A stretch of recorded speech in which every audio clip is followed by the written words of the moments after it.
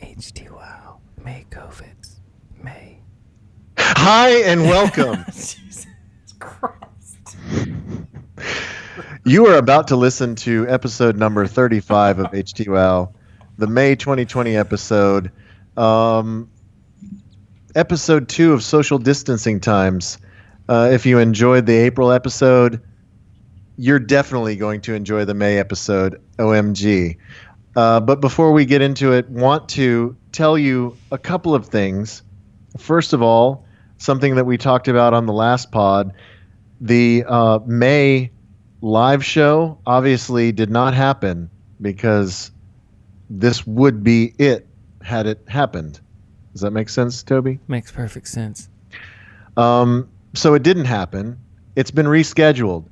If the world cooperates, it will be Friday, August 21st at the Moon Bar in Fort Worth, featuring special guest Mike Reiner, and for those of you in attendance, live music from the band Meech Pango. So that will be our August H2WOW episode, good Lord willing. Mm-hmm. So please jot it down on your calendar. August 21st, if you are anywhere in the North Texas area and you have a face mask that you feel comfortable wearing in public, and you don't worry too much about Toby or I being contagious, then maybe that will happen. We'll see. I don't know.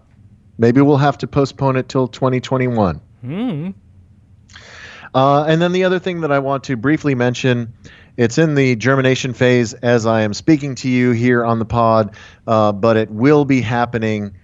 And I want you to all be by the channel on Friday, May 29th on the ticket, 1310 AM, 96.7 FM, and on the Sports Day DFW app anywhere in the world. We are going to have Ticket 80s Prom. It will be a dance party from after the Ticket Top 10 from 9 p.m. until the wee hours of the morning. Could be midnight, could be 1, could be 2 in the morning. Who knows? But I will be playing all of your favorite 80s jams. I will be your virtual 80s DJ for your imaginary 80s prom. So if you are like us and you went to high school in the 80s, you can relive your glory days. If you are a senior here in 2020 and you're being screwed out of your prom, then you can have a virtual prom and let me DJ it. Boom. I mean, it works either way. Or if you just like gay 80s music, it's going to be 3+ hours of all your favorite jams. So please make an appointment May 29th, Friday, 9 p.m. for the Ticket 80s Prom. And also make sure you join us for HTWOW Live, August 21st at the Moon Bar in Fort Worth. We love you, and be safe. Be so very safe. Be so very safe. COVID. Be so very safe. Is this what it sounds like inside my mask? I want you to be safe. I'm thinking about you, and I want you to be safe.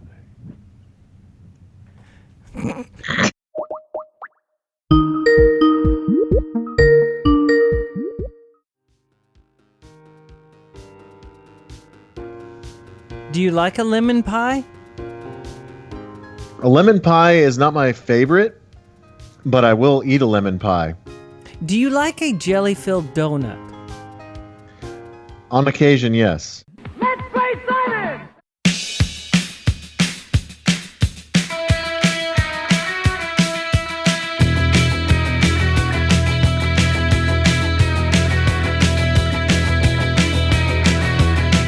On the floors of Tokyo, down in London town to go. With the record selection and the mirror's reflection, I'm a dancing with myself. When there's no one else inside, in the crowd and lonely night.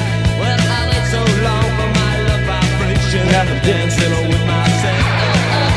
Dancing with myself. Oh, dancing with myself.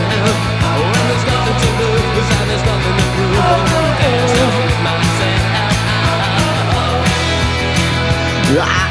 All over the world, and there's every type of girl, but your empty eyes seem to pass me by, leave me dancing on.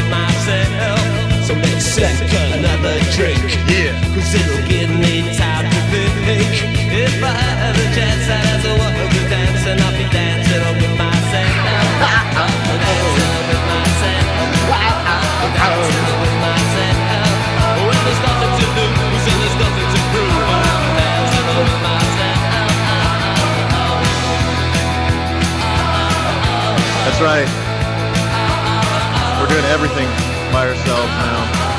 Get it?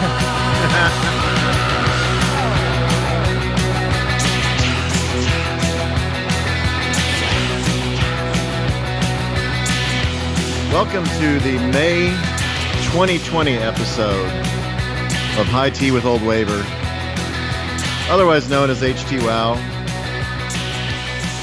Episode 35, bro. Can you believe it?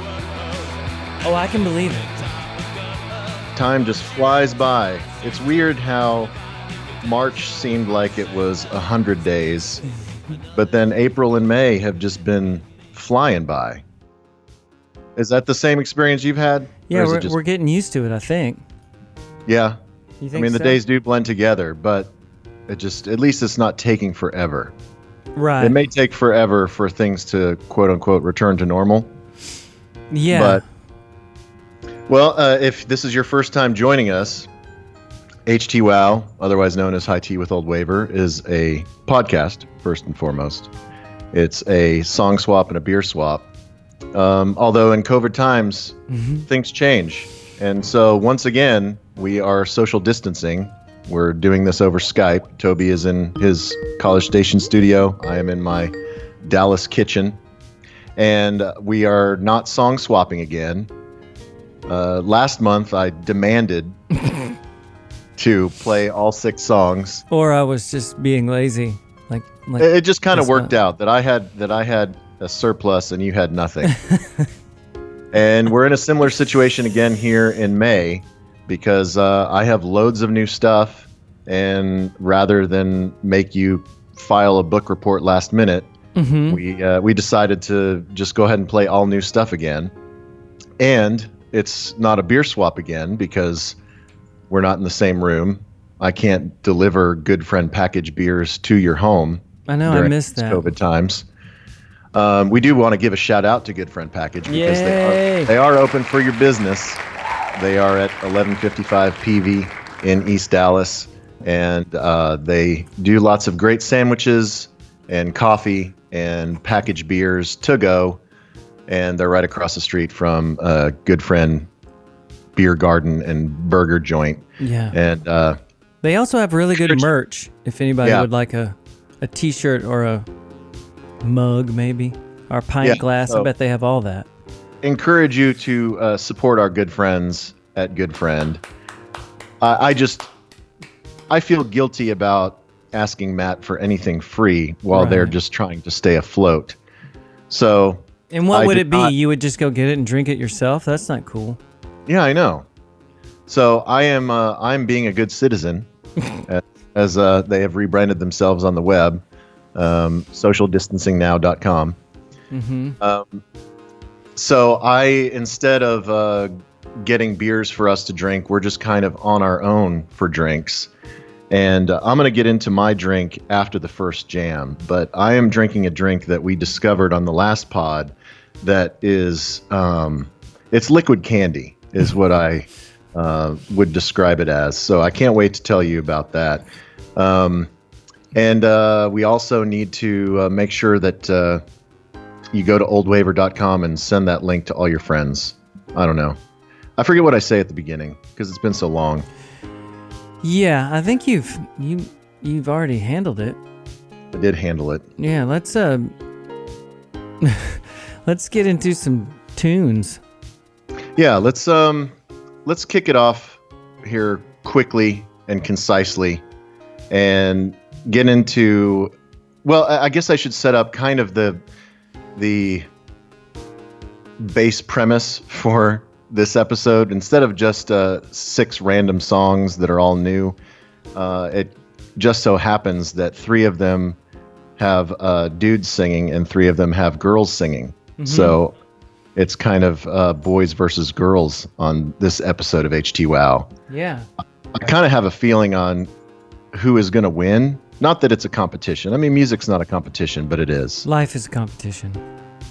So, I mean, when you with any of your bands, but primarily like Deep Blue, when you've played like big festivals and stuff, it is a competition, right? Like It totally you is. want to win. Yeah. You want to have the best response from the crowd. You want to blow the doors off whoever comes after you. You want to be the most memorable thing from that occasion, right? Yeah, when you at the end of the night, you want to know that everyone's saying, "Man, that was a great festival, but boy, it sure took off during that one set." Right. That totally took me by surprise, or that was my favorite. Yeah. Or everything got lit right about then. I was peaking right then. Everyone's drugs kicked in right about then. Yeah. So, at the end of the night, Toby will pass judgment and decide whether or not the girls or the boys won. Crown the winner. He will crown the winner. Should we say how we're doing this? I think it's a pretty cool setup. I mean, they're not paying us or anything. As far as the technology, yeah, it's the same thing. It took me a second to remember how we did it last month. Yeah, me too. But we are video conferencing via Skype just because it's has no time limit, so we're not worried about running out of minutes and having to put more quarters into our computer. And then we're also doing some social listening. It's not, I wouldn't say it's seamless because it's kind of a clunky interface, and I don't know that it's truly socially synced. Well, like, I'll there's tell a you button, this. I there's think a button that says sync audio, but I don't know that we're listening in real time to the exact same second of the exact same song. Well, I think it's Skype that's delayed. Oh, is it? Yeah, because I think that you're hearing it the same time I'm hearing it, but I'm seeing you a second later, or a couple of milliseconds later, even though the audio is synced. I mean, we're talking about barely off at all. So it's kind of a cool thing. Digital latency is a bitch. It's amazing when you see like the Disney family songbook or whatever, any kind of social distancing music production, how they're able to sync up 4 different people or a whole choir of people across. There's got to be a lot of fixing in post. Yeah. But latency is a problem. But we are using the Jukebox app, JQBX. And it is pretty cool. It is pretty cool. If you like to set up your own playlists and you like to share them, it's kind of, it partners with Spotify. So it links to your Spotify account. I mean, at some point, Spotify should just buy Jukebox because it's the social aspect of listening that Spotify is missing. Surely they've already bought it. Yeah. Don't you think so? At some point they need to. But did you ever get on turntable.fm? What was the one that like 2 years ago that we all used to get on? And that was Turntable. Okay, yeah, that was good. Yeah, it was like little DJ rooms, and you had a little 8-bit character. Remember that? Yeah, it was pretty cool, and it was almost like the first house party thing, because we could kind of say things or whatever, like just texting, of course. Yeah, just a message board type thing. And this has that same functionality. I think you can do some chatting. Mm-hmm. Here, I'm going to speak your mind. Yeah, I'm going to say, hi, Toby. OMG, it just did it! And oh my God. I'm going to say hi back. It's like, I'm going to say hi back. Oh my God. Hi back. I just did it. And remember, we can do dope or nope. Yep, and I just sent you hard eyes. Oh my goodness. See, it's great. You know what I am noticing at the top here? The other cool thing is you can see what the DJ is playing before they, or after they step down, or while they're playing it. When you pulled this up, it didn't give you the Billy Idol one. Like, when did he leave Generation X? I thought Dancing with Myself on MTV was a Billy Idol song. Yeah, well, I looked it up. When I went through Spotify, I decided to pull up the Generation X version. Uh-huh. But as I was looking up the lyrics, So I guess this original version came out in '79. Oh, goodness. And then it didn't really take off. And then when Billy Idol moved to America in '81 and put out his solo record, he re-recorded it like as a Billy Idol song. So it was a Generation X song first. Yeah, but that version was what we know, right? It sounded like it. Yeah, it's very similar. I think the Billy Idol version is probably just more polished and produced. Oh. Like all of his stuff. Well, it sounded same to me. Yeah, but I think it's cooler if it's the Generation X version, right? I agree. You know. I agree. Got to go back to your roots, bro. Yeah, man. All right, so boys get to go first in this boys versus girls. We should have done Boys and Girls as by Blur as our theme song. I know, we blew it. Why are we so dumb? I don't know. I feel like we might have already done that. Did we? We might have. It's okay. We're 10 minutes in. We can't go back now. No, there's no going back. There's no going back. So boys get to go first, and I am playing a song from the brand new record by a gentleman known as Brendan Benson. Ah. Do you know Brendan Benson? I certainly do. I know you do. So this is, I guess, his 6th solo record. He is also half of the Raconteurs with Jack White. Mm-hmm. Actually, this is his 7th studio album. I don't mind the Raconteurs, but I think I like Brendan Benson better on his own. Yeah, and I want to talk about that after we play the song. Okay. But this is by far the most straight-ahead rock and roll song that we are going to play tonight. It is off of his brand new record, which is entitled Dear Life, and this is the title track. And you know, as I listen to it, he's got a definite gift for melody. He's got he's a good songwriter in that he's kind of insightful, will come up with a really memorable turn of phrase. But this one is the one that really stuck with me. And so I'd like to play it for everyone. You ready to hear this? Yeah. All right, let me see if I can do this. This is Dear Life by Brendan Benson on HTWOW.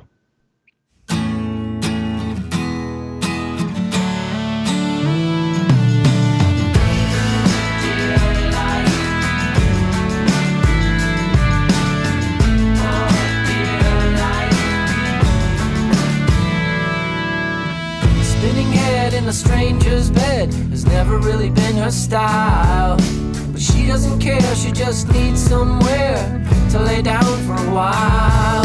'Cause she can't go home and she can't be alone, there's no place in this world. But she can tune it out by thinking about that happy little girl.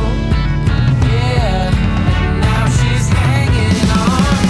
Oh, dear life, has got her hanging on. Oh, dear life, yeah, yeah. Oh, dear life, has got her hanging on.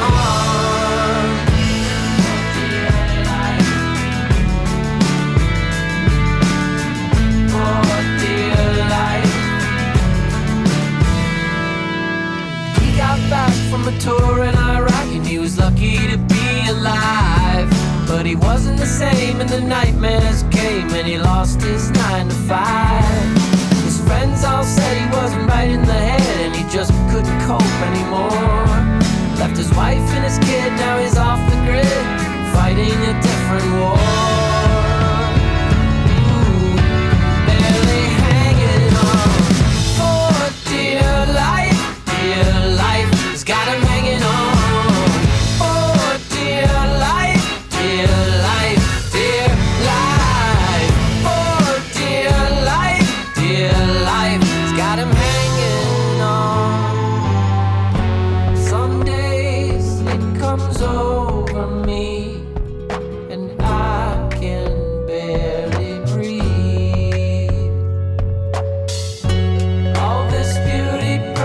Down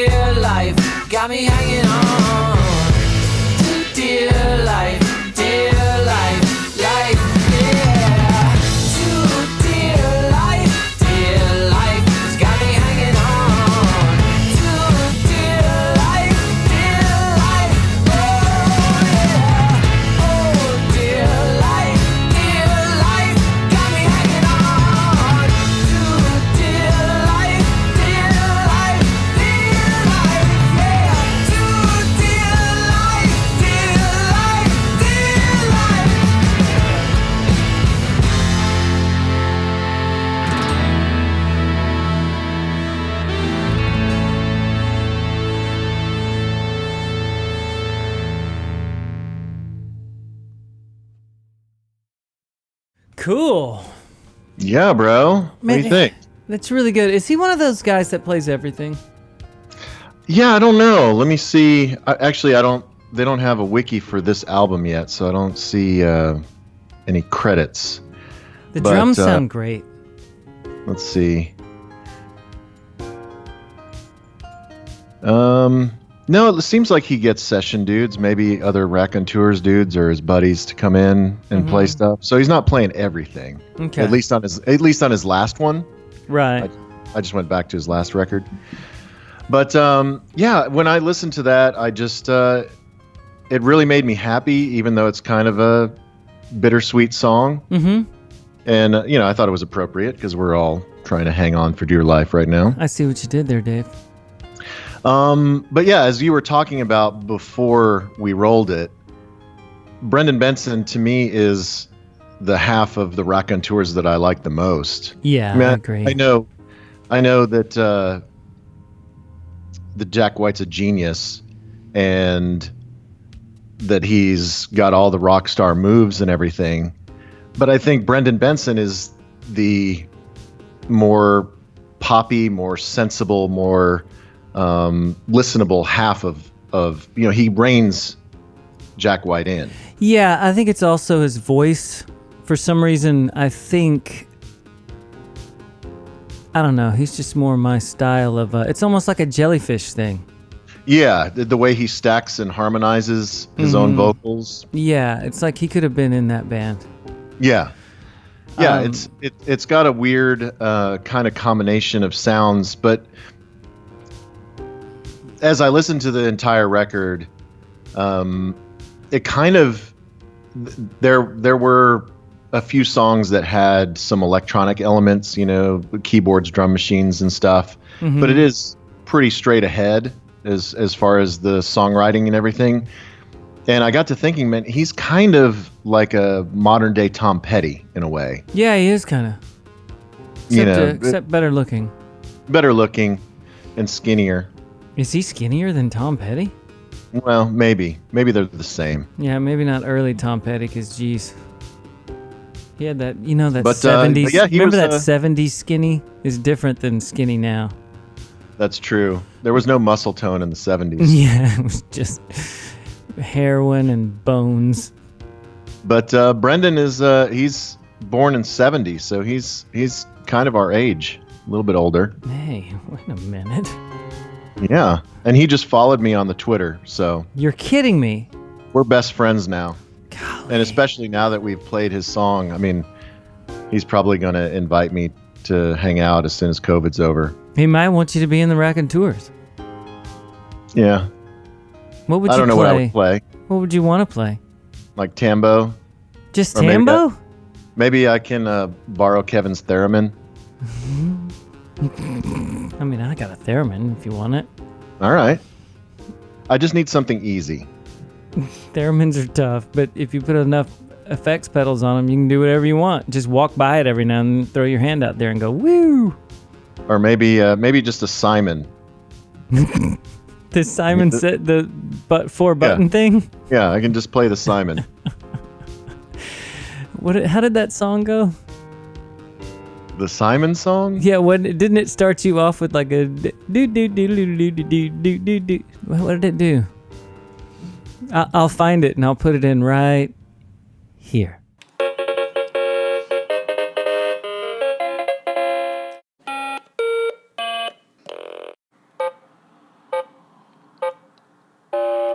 Let's play Simon! There it is. Oh, the memories. Man, COVID times, right?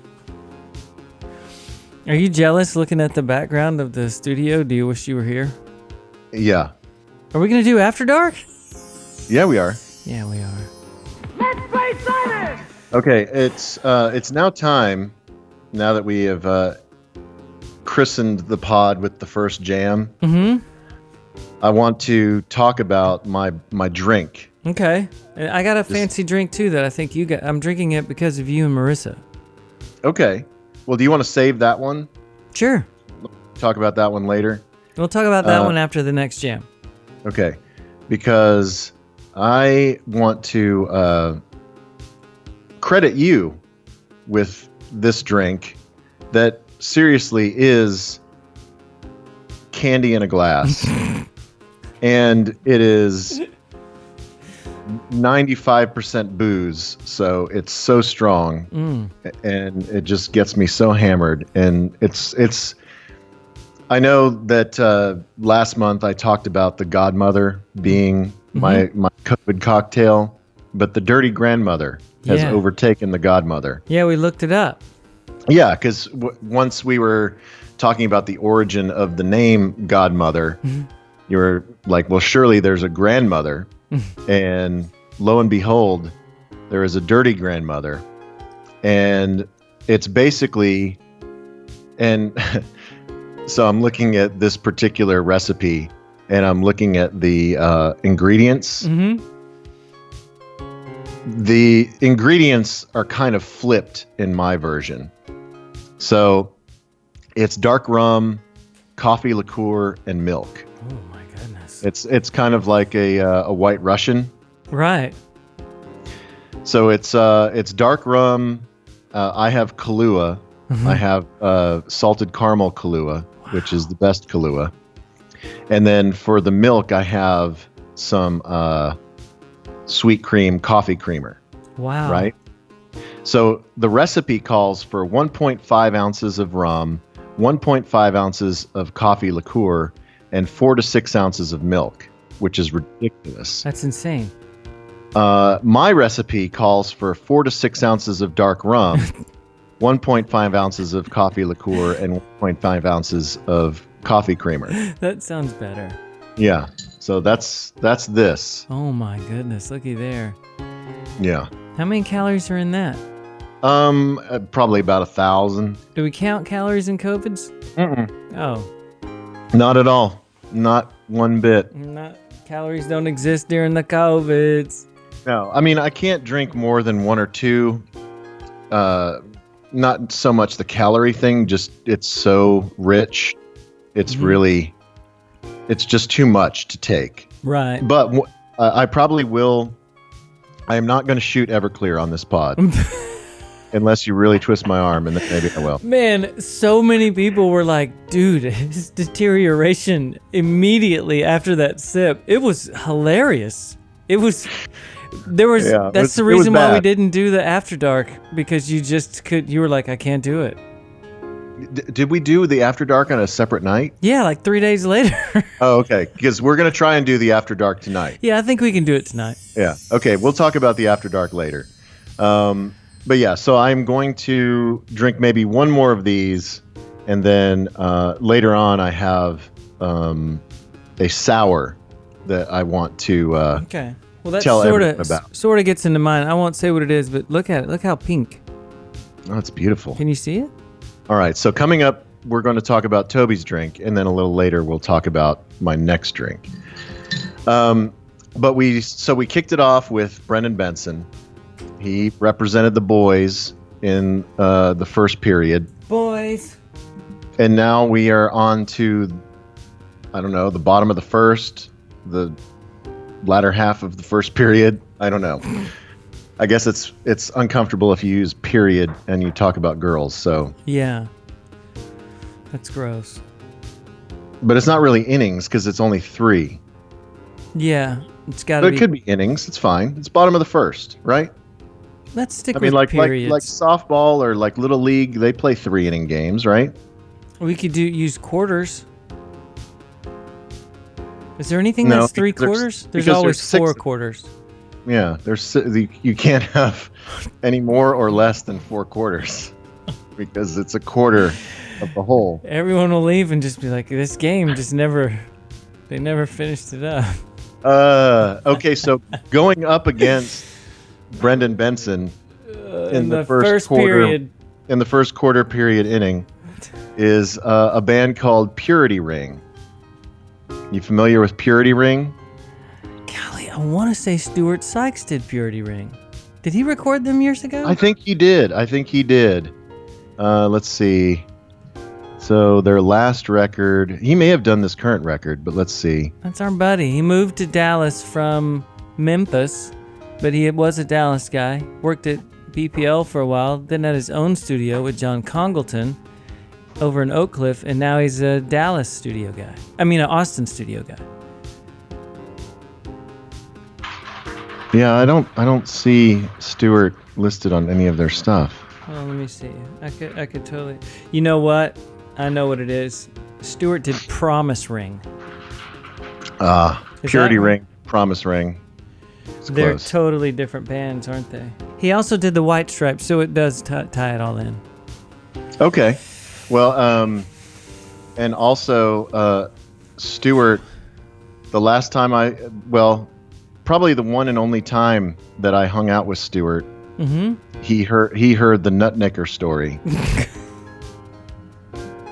And so we might have to relive that later. Well, yeah, you can't leave that. You can't leave that. I was about to say hanging out there, but that sounds even more gross. So the producer of the White Stripes has heard the Nutnicker story, and you, dear HTWOW listener, will hear that story later. Oh my god! You got to listen to the whole pod. We'll do that at the very end. Okay. We're good and drunk. Classic story. All right, it is a classic. Let's get to the Purity Ring, not the Promise Ring. Totally different not the bands. Promise Ring. So Purity Ring, they are from Canada. It's a duo. It's Megan James. She is the singer, and Corin Roddick. He is the music man, the musician, music person. I need to turn on a light, don't I? Can you see me now? I can see you. You look Hey. so handsome. Look, I shaved my stuff. Oh no. I couldn't stand it. But now I'm baby T again.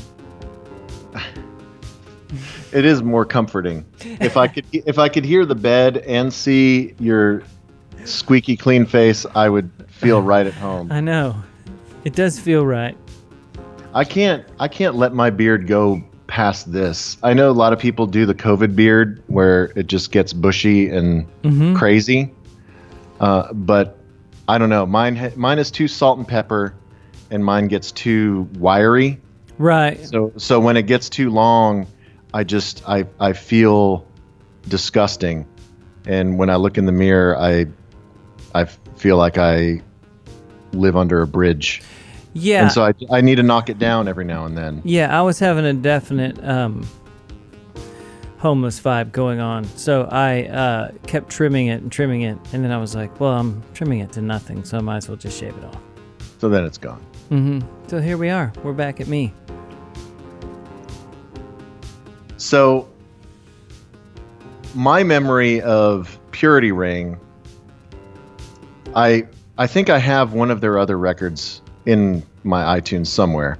I've never really listened to them much, but they did play at Fortress Festival in Fort Worth. Remember a couple years ago when Slow Dive was one of the big bands on Sunday at Fortress Festival. Yeah, easily their best. That was a really good lineup that year.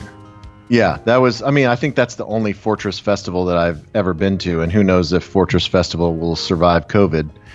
But Purity Ring was the headliner after Slow Dive on the same stage. They played after Slow Dive? Yes. See, that's what you don't want to do. And that was also, I saw, not on the same stage, but on a different stage, I saw Peter Hook in the Light that same day. Golly. It was a fun day. But Purity Ring put on a really great show. Again, it's just the two of them. But they're electronic. They're kind of, I guess, in the vein of Crystal Castles. I don't know if you've listened to much of Crystal Castles, and Not I know a lot, but I know they broke up, and maybe nobody remembers them. But they were the same dynamic of guy-girl duo and kind of the euphoric electronic music, and very much kind of millennial sounding music, if I can use that pejorative term. You just wanted to say that word. I'm not trying to bag on millennials, but you know what millennial music sounds like, right? a lot of pitch correction. A lot of upstroke on the guitar. Yeah. So I'm not saying that Purity Ring is 100% my jam, but this song that closes out their new record is totally a jam. Their album cover looks intense. Yeah, so the album is entitled Womb. It's their third record, and the song that I'm going to play is the album closer, which is called Stardew. Are you interested in this? I'm interested. Let's hear it. Okay, so everyone scoring at home, this is Purity Ring with Stardew. It's either dope or nope. And it is going head-to-head against Brendan Benson. Are we doing it like a tournament? I don't know. I mean, that's what I'm saying is like, who, the guys or the girls, are they going to win the first inning? I don't know. You got to score at home. I don't know. I'm just going to have to go for an overall at the end. Okay. Well, you can do that, but as you're listening at home, you know, just fill out your box score. How's your bracket? Let's see if Purity Ring can dethrone Brendan Benson. This is Stardew on HTWOW.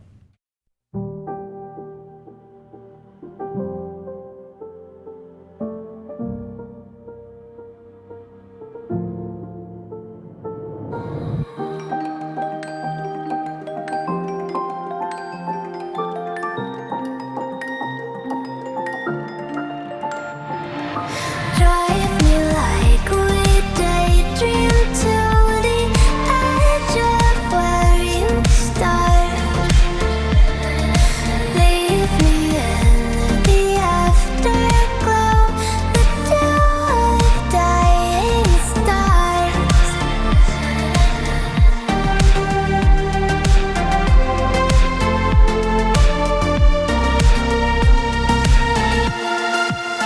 A storm is coming, I feel it in my scars, and in the morning we'll wonder where we are. Nothing lies above, nothing lies below. Leave me here floating, oh I will know, I know. How you move, how you knew. Hold me down, hold me true. How you move, how you knew. Your ever beating heart, nothing seems so far. Drive me like we daydream to the edge of where you start. Leave me in the afterglow, the dew of dying stars.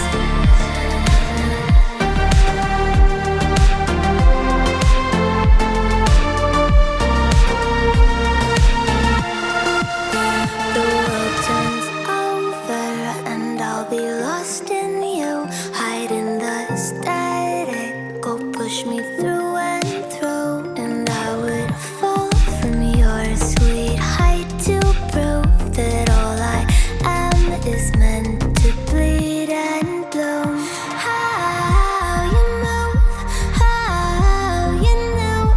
Hold me down, hold me true. How you move, how you knew. Your ever beating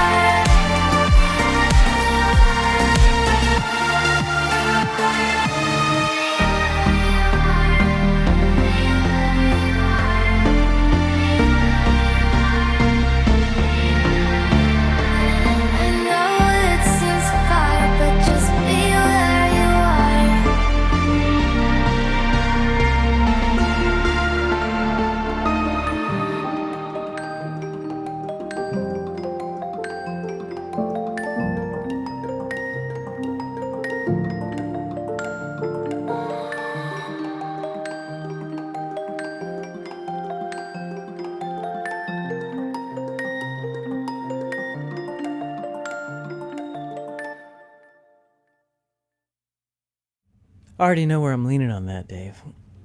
And I think that Yeah. you would know. You'd probably know where I'm going, even though I like both. Let's be honest. I know. That's why I feel like maybe I shouldn't go head to head with this, because maybe the other two will be terrible and you never really know what happens. You know what I mean? I know where you are going. I can predict the future. I know who's going to win. But let's go through the exercise. Yeah, let's go ahead and do it. But still both good jams so far. And yeah. I'm keeping an open mind. Like I said, Purity Ring is I'm out of the demographic. They don't make music for me. But they do have some cool sounds, and I like a good bit of that new record. There's one song where they really pitch down her vocals and make her sound like a dude. I like it because I like that tune. I don't know enough about them to know really what the rest of their stuff sounds, but that had a very Stereolab feel. Yeah, I think the singing part. Yeah, she has a gorgeous voice. And musically they do a lot of cool stuff. Like I said, it's just I'm not in their demographic, and so some of the studio trickery that they do, it puts me off, whereas somebody who is like a teenager or in their early 20s might think it's like totally sick. Well, I think the name says it. Purity Ring? Yeah, it's okay, right? Is a purity ring like a chastity belt? You remember what purity rings were, right? Oh, when you wear it and you pledge yourself to God, like it's a ring for your finger. Yeah, and you basically say until you're married. Right. And you and your girlfriend or whoever, I mean, this was past our time. This was for like church camps stuff that we were never involved. This was for younger kids. We were in college by the time this stuff was going on. There were no purity rings when we were kids. That would not have flown. But, I mean, to me, it sounds kind of like an like a sponge or like an IUD or something like that you insert, but it's actually something that you wear on your finger. You don't actually put it into the vagina. No, this is not nuh-uh. That's not what that means. This is a ring on your finger. Okay. I don't know. I like I said, I'm old and I don't understand young people. It's basically just something that kids would wear, and then they would go like, "Oh yeah, you have a purity ring." So you're not going to put out. Exactly. Or like you and your girlfriend would wear it, so the parents would, or everyone would know that you're not going to go all the way. Right, that you're just going to grind and give manual release. I'm not too sure if that's exactly what it meant, but I see what you're saying. What's going on there? What do you got? What'd y'all get from DoorDash? I don't know. I was just delivered some chips and queso. Yeah. So I can't complain, bro. No. Can't complain. Wait, what place is this? Oh. Okay. Well, it's not queso. It's lobster bisque. So even better or even worse. I don't know. We'll see. Do you need to take a 10-minute pause and have some dinner? No, I'm not hungry. I don't care. Okay. I will eat as I am able. Because I'm committed to the pod. Oh, Jesus. Don't you hate it when the coaster sticks to the glass? It's funny. I was thinking about that the other day, of how annoying that is. Have you ever seen the salt trick with that? Oh, yeah. I didn't do it, obviously. Yeah, well, actually, I've never really done it on a coaster. It's on the napkins at restaurants. You know where they put the napkin down? Right. Yeah, but the salt keeps it from clinging to the glass. Mm-hmm. So maybe I just need to add a little dash of salt to my coaster. All right. Well, we finished the discussion of your grossness with what you thought a purity ring was. I'm sorry. It's just a little ring on a teenager's finger. It's just a little ring that goes inside that is smaller than a penis that keeps the penis from going in. No. You just put it on your hand like a ring, and it means that you're going to be pure like a purity ring. It's just to show people. It's just to humble brag that you're a virgin. Yeah, even though I'm sure it was all a lie. Who knows? Well, all those girls that wore the purity rings, they let their boyfriends do butt stuff. Is that pure? It's not pure, but it is a loophole. It's a loop what? It's a loophole. Yeah, it is. I know. Okay, so well, let me tell you what I'm drinking. Can I do that? Yes. Okay, speaking of butt stuff, we do need to tease the After Dark later, and remind me. I was gonna write down the nut knicker. Man, the last one was filled with butt stuff. Yes. Should I play a clip of the butt stuff Not humor? Not yet. Not yet? We'll save that for later. Okay. We will play a clip of butt stuff from You know the what? Maybe we won't do a butt stuff humor, even though there'll be a little bit of it in there. But we have to do the Manny freeze up, right? Yeah. I mean, there are not too many humans that can make that noise, and boy, his brain just glitched. It was amazing. It was amazing. All right. So what is your COVID drink of choice this evening? Okay, let me show it to you. It's called Booch Craft. Can you see it? I do. Booch it looks like Craft. rosé cider. Mm-hmm. Am I close? It is grapefruit, hibiscus, and heather. But it's sort of sour, sort of sweet. Do you get why it's called Booch? No. For kombucha. Oh. See what they've done there? Raw kombucha, cold-pressed grapefruit juice, hibiscus, heather flower, dried ginger, and yeast. All organic. It's raw organic. So you only drink this because you are running. Like this is you getting your kombucha, but also getting your drink on. It's actually really good. 7%. You see Okay. that? Now I'm interested. Now you're interested. And it's kind of sweet and I thought that you would like this. It even says on there, high alcohol kombucha. It says it right at the top. That's what I need. That's what I need. Yeah, so I think that you'd like it. And so I wanted to show you this. Yeah, I am anxious to show you what I want to share later. I love everything about it except for the alcohol content because it's 4.7, the thing that I'm going to share later. Oh, okay. All right, so now we are into the second inning, or the second period, or the second quarter of this boys versus girls HTWOW. Boys.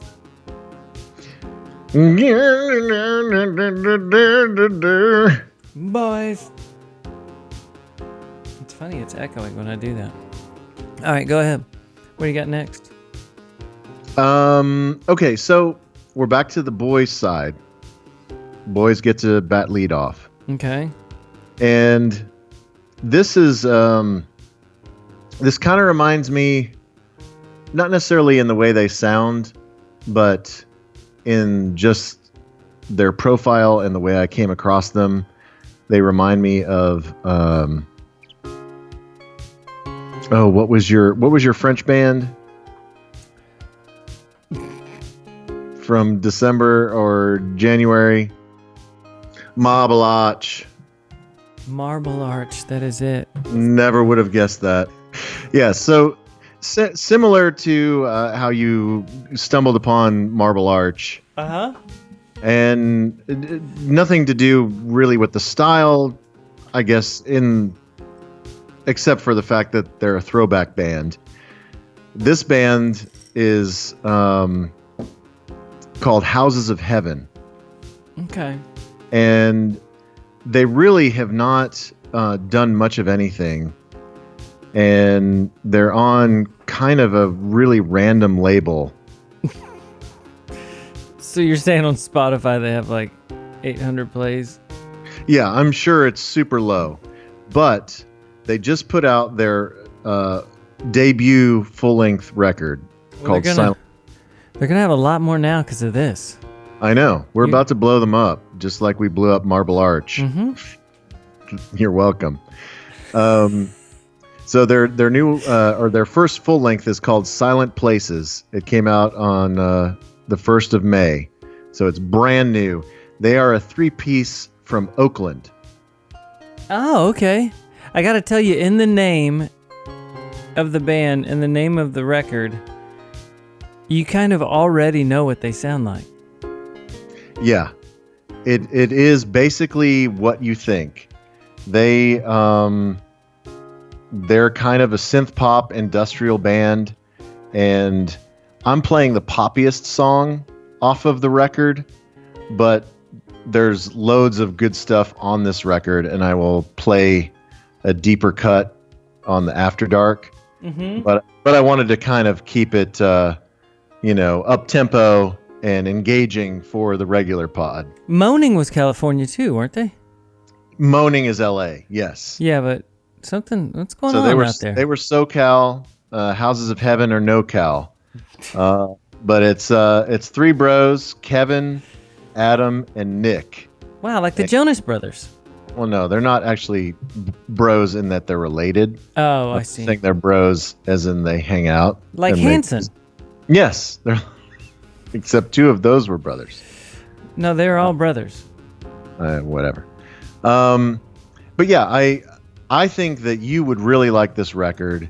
I think that this record will make you it will make you optimistic for the future, in that there are young kids making this kind of music.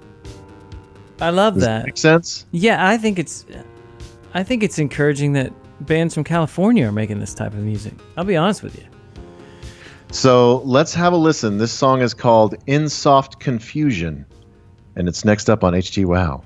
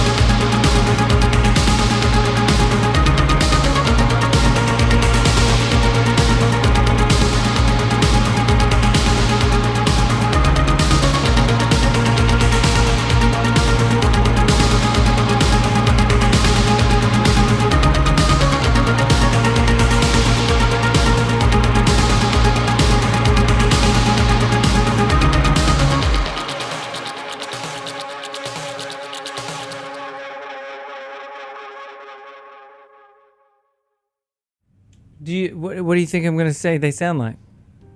You already said Cabaret Voltaire, but not them. Even though they do sound like them, of course. Rapture? No, Until December. Oh. They do. Wait until. They sound December. like the Chameleons mixed with Until December. Yeah. Man, what's the deal with all the kids sounding like the Chameleons now? What's going on? I don't know, but I love it.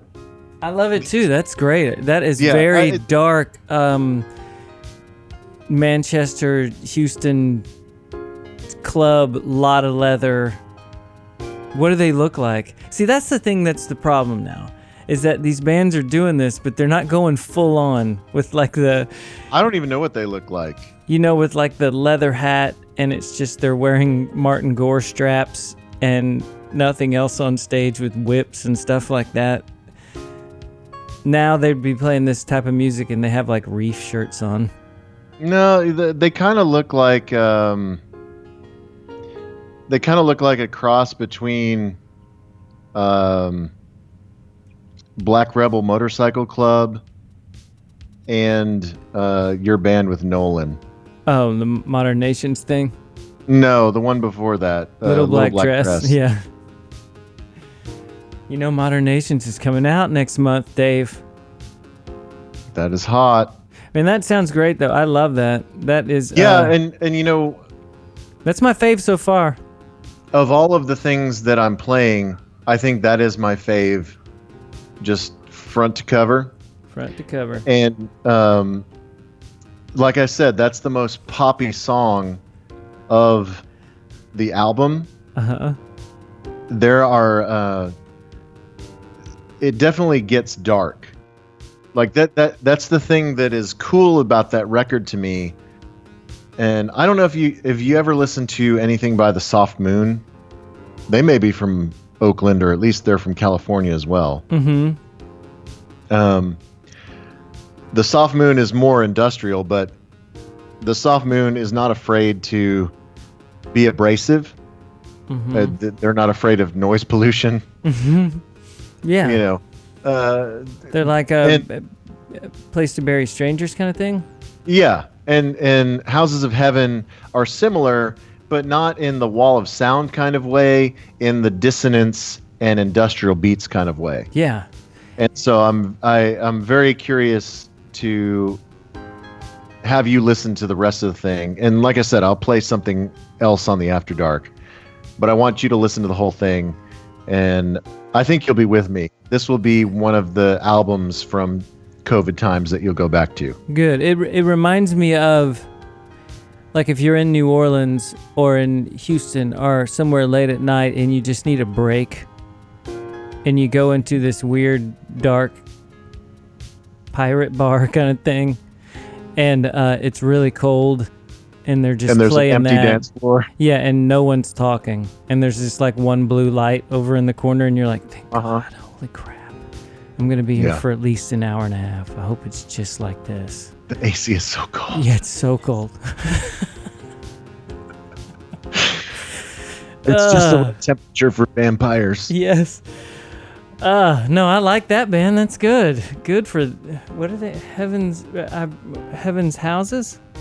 Houses of Heaven. Houses it's an awkward Heaven. Name. It's an awkward name. It's not as bad of a name as Moaning. No, it is not. It's better than Purity Ring, too, I'll be honest with you. Yeah. But, I don't mind it.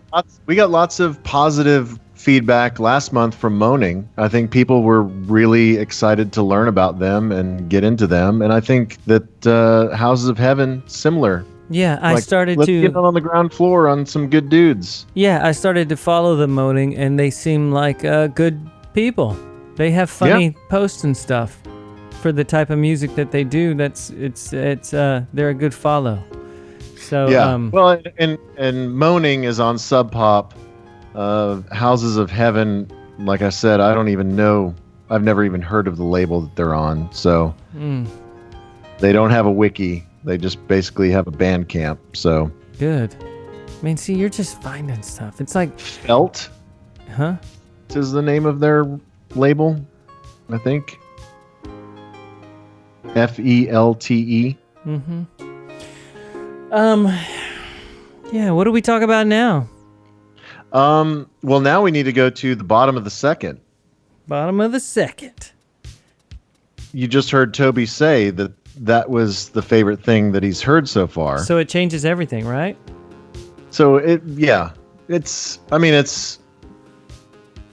not so hard to fathom that Houses of Heaven might be a little bit more interesting than Purity Ring and Brendan Benson. It's the best Led Zeppelin record they ever made. But how is it going to stack up against I Break Horses? Oh. Are you familiar with I Break Horses? No. Where have you been finding these bands, Dave?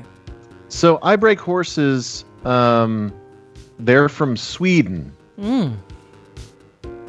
And their debut record came out in 2011. They're on Bella Union, by the way. That's the Cocteau Twins label. Yes. Or the bass player from the Cocteau Twins label. Yeah, and on their previous tours in America, this will give you a good indication of what you should expect. They have opened for M83 and Sigur Rós. Sweden. Do they sound like ABBA? No. So this is also a duo. The singer is Maria Linden, and I guess the guy who does everything else is Frederick Balk. So they just put out their third full-length record. So the album is called Warnings, and just came out this past month, I suppose.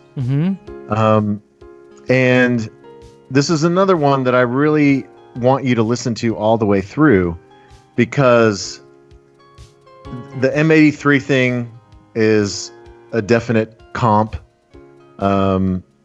As you listen to the whole thing, you'll hear some My Bloody Valentine. You'll hear some Curve. The Bella Union guy likes a theme with his label. Yes. There's no doubt about it. Yes. So starting with like Lift to Experience and all that stuff, they have a thing. Yeah, so I Break Horses, they are I would say shoegaze first and foremost, but they also have a lot of electronic textures and other stuff going on. And this new record is really, really fucking good. And it's one of those, I feel bad for them in that this album is coming out in the time of COVID, because I feel like that if they were able to do the festival circuit this summer, if they were able to tour on this record, that they're on the verge, that they would blow up, that they would be kind of following like the Tame Impala trajectory. Oh, okay. That this record. So they're big enough to have got to get on some of those the bigger festivals. I think they would have played in the middle of the afternoon, but I think they would have played all of the big festivals, and I think that they would have made a huge impression. And I hope that people still listen to this record because it's really good, and it's one of those that I think will end up on a lot of year-end lists, and I think that will be one of those that when we go back years from now and listen to albums from 2020, this will be one of those albums that we listen to. What do you think about that? That is a heavy Am I overselling it? I don't know. I mean, they better be good now. Okay, so let's play. It's got a lot of things behind it already. You like Bella it. Union. They're on Bella Union. I mean, come on. They're not going to be terrible. Let's go ahead and jam this hot number. It's called The Prophet. It's smack dab in the middle of this record, and it's a hot jam from I Break Horses, Dave's Pick to Click on HTWOW.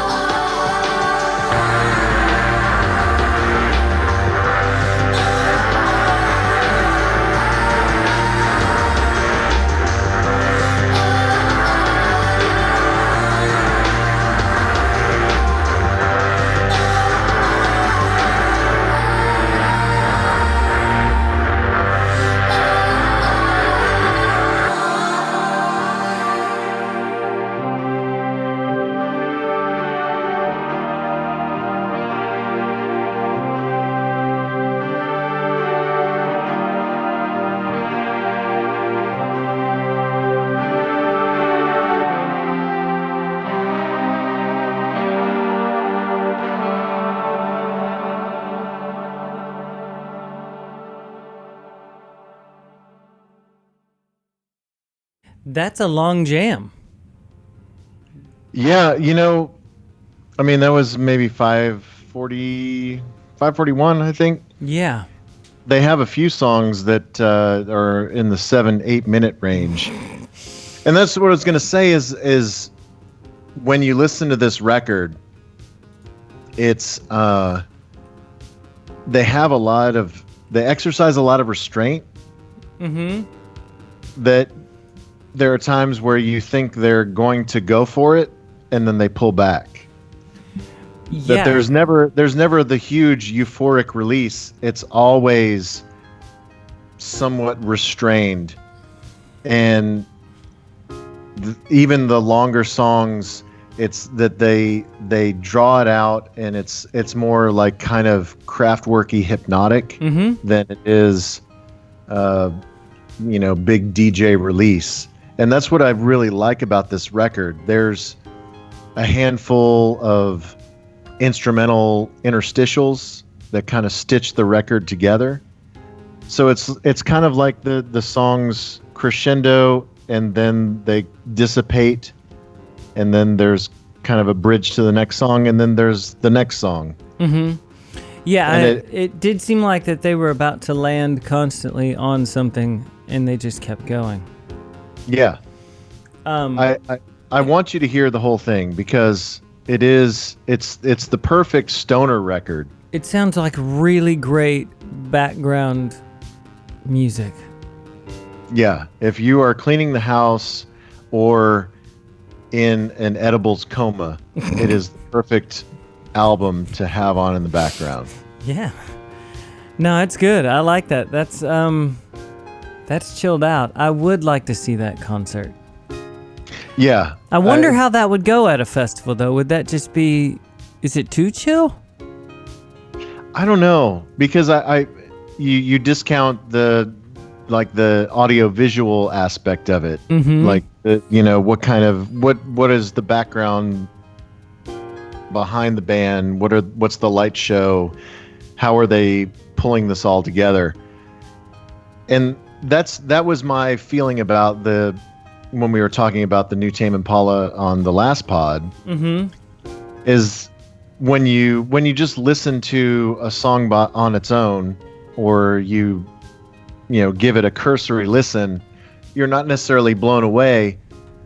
But then when you think about the way it would be presented live, and you think about the experience of seeing it live, it takes on a whole other meaning. Mm-hmm. And I think that the I Break Horses record is similar in that way, in that I can't even imagine the kind of cosmic moments you would have watching these songs live. Yeah.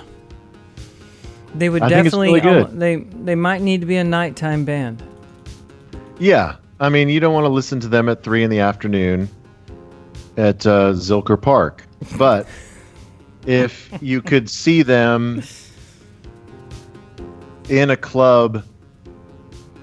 I mean, who knows when this will ever happen again, but if you could see them in a club with 1,000 people that are totally into what you're watching. Yeah, I think that I would prefer that than a festival. Like everyone knows what we're getting into, kind of thing. I think that they are magic. They really are, and I'm excited to play another track on the After Dark, and I'm excited for you to hear the whole thing because the Houses of Heaven is squarely in our wheelhouse. Mm-hmm. And I think that there are, just from a historical and a production point of view, I think there's lots that you will grab onto in the Houses of Heaven stuff.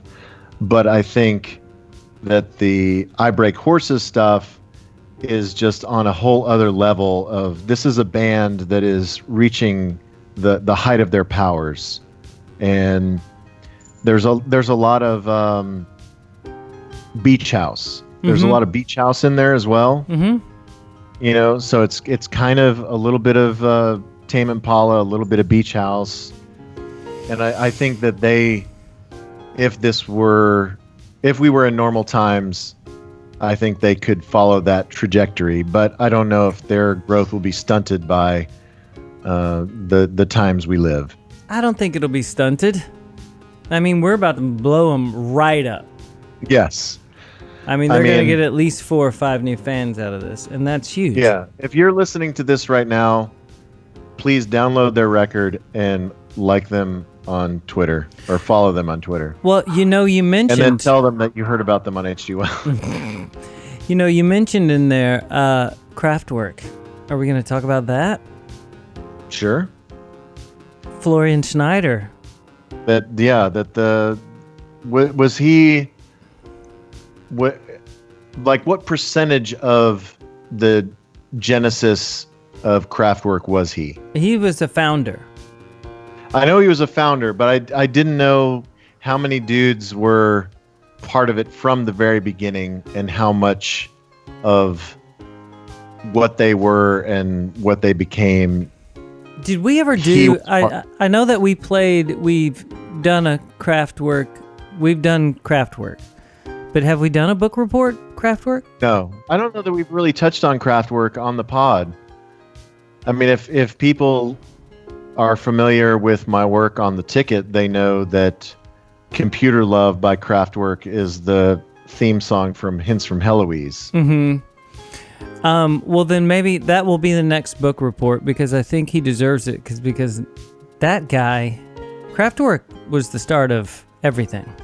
Yes. And so, like you said, I mean, obviously they even influenced these people that are years and years later. I mean, this is from the 70s, late 60s. When you see the early versions of Kraftwerk, it's the weirdest thing you've ever seen in your life. And he stopped doing things with the band, I think, in like 2007 or 8 or something. Oh, so like the latest 3D tours, he wasn't part of that? I don't think so. Okay. But him and another guy were the very beginning, and then of course it was the main 4 with Wolfgang and all the dudes. All right, so are you promising in June that we will have a Kraftwerk book report? We totally should, especially since were you part of the group that was going to see them at Red Rocks? Was that you or just Nolan and Aaron? Well, they discussed it with me, and it was on my radar. I was interested in it because I'd never been to Red Rocks, and I thought that would be probably the ideal introduction into Red Rocks. The weirdest Red Rocks show ever made because it's such a hippie joint, right? Yeah. To have Kraftwerk at Red Rocks. German synth pop band. That would be the coolest thing ever. And of course, that's not happening. But man, we'll do a whole thing on Florian and / Kraftwerk in June because, I mean, without them, there's no Gary Newman, Depeche Mode, New Order, any of that stuff. They set the stage in the 70s for sure. Yeah, so we'll do that next time, but we'll toast a drink. We'll pour one out for Florian. He deserves it. This is our moment of silence. While I drank. Paul and speaking of drinks. Yeah, what do you got there? I'm gonna crack this one. Why do you always have beers with ladies on them? Do you know that? So this is I know.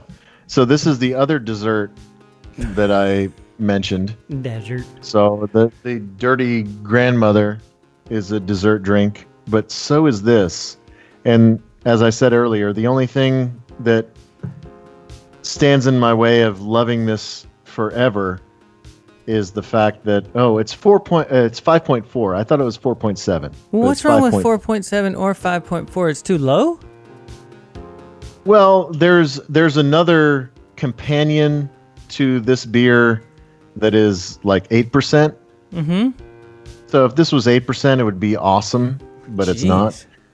So as I mentioned, the wife and I are totally into the sours these days. I know. You guys really are. and there's a liquor store that I go to during COVID times to restock. What's the name of it? Pump them up, dude. Pump them. It's the Medallion Liquor. It's the one right by Cosmos. Oh, okay. Like Ross and Skillman. The one right across the street there. Yeah. Yeah, across from the beer cave. Yes, exactly. And they always have a great selection. And I picked this particular jam up. This is another Martin House. Martin House, for some reason, has cornered the market on sours. Man, they know what they're doing. And this is entitled Lemon Icebox Pie. What do you think? Does that sound intriguing to you? It does, but of course I can't taste it because of COVIDs. Yeah, so it's Lemon Icebox Pie. It says lemon sour ale brewed with graham crackers and lactose. Good. And like I said, so I'm going to taste it here. Do you like a lemon pie? A lemon pie is not my favorite, but I will eat a lemon pie. Do you like a jelly-filled donut? On occasion, yes.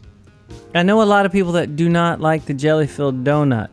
Back when I used to be able to just constantly eat a jelly-filled donut, or donuts in general, I love a jelly-filled donut. Right. So if you remember like a lemon custard-filled jelly donut with the powdered sugar on it, that is exactly what this tastes like. I love that. You know what else I used to like? Do you know those pies that you get at gas stations that are filled with cherry or lemon or... The fried pie? Chocolate? They're like Miss Baird's. Yeah. Do you like those? For sure. They're delicious.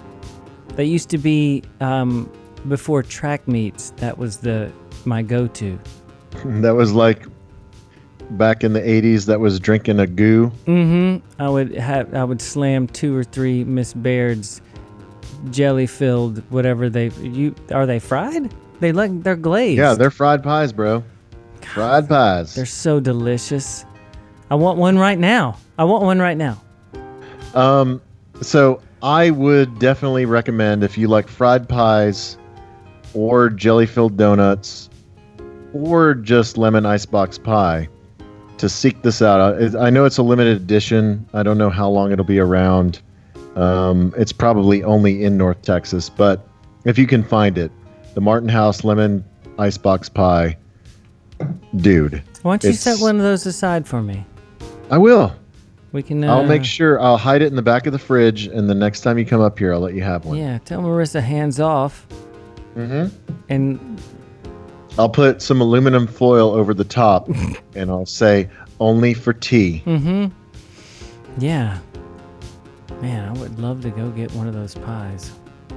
All right, so at this point, before we get to the top of the third in our boys versus girls, we do need to talk about the After Dark. So the After Dark, if you are not familiar, if for some reason this is the first time you've ever heard this podcast, and you're like, man, I can't get enough of these guys. I wonder what their dumb friends sound like. Then you should go to oldwaver.com or go to patreon.com and seek out the Old Waver Patreon page.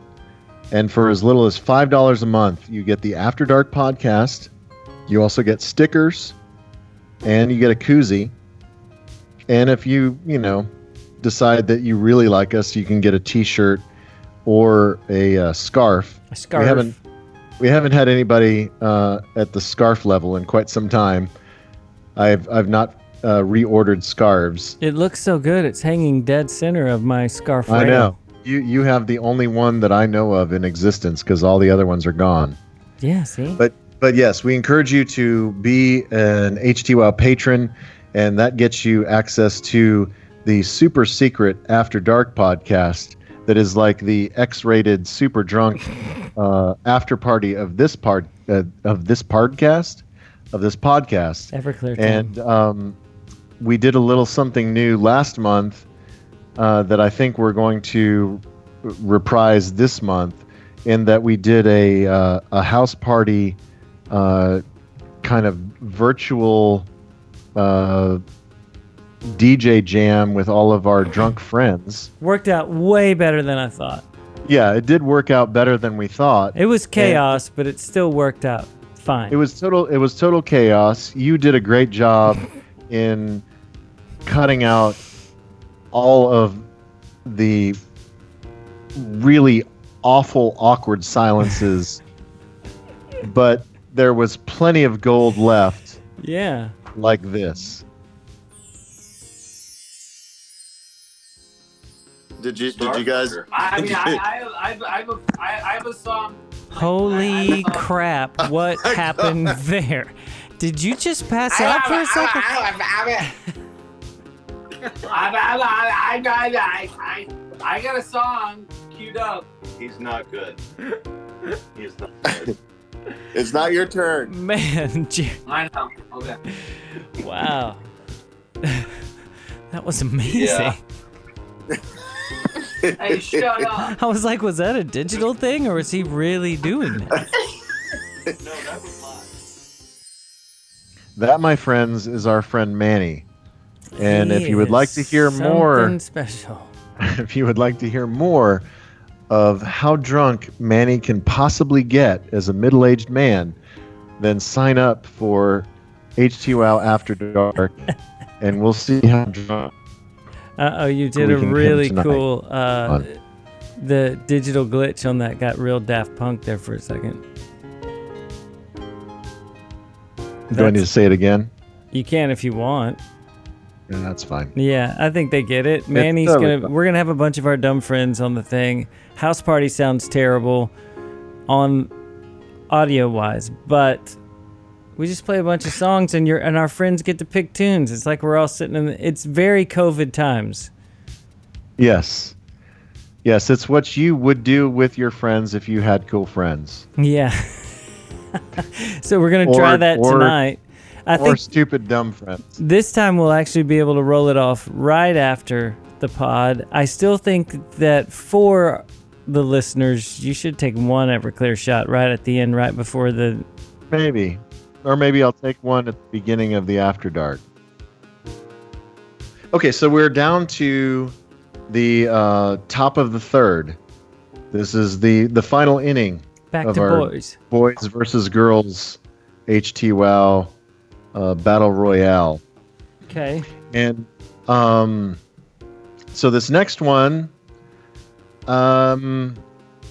it came out just this past week. It was kind of a surprise to me, and it's as I mentioned with the I Break Horses stuff, it definitely has restraint.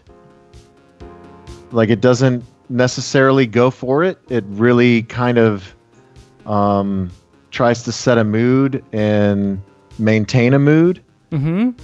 But I like it. I really, really like it. Good. So this is the brand new tune from the band from Australia called Cut Copy. Okay. And they've been around a while. Yeah, they came out in 2004, and In Ghost Colors was their big breakout jam. That was in 2008. Their last record was Haiku from Zero in 2017, and I think we played that on a very early pod. We played some Cut Copy, but they just put out a single, a standalone single, and it's called "Love Is All We Share." Does that catch you in the feels? Does that make you makes you feel the part of the human experience? No. No. But I can't wait to hear it because I think it's going to sound better than the title. Yes, this is going to be way better than you imagine it to be. It's Cut Copy. It's not Love like Is All We We Are the Share. World. No, on HTWOW.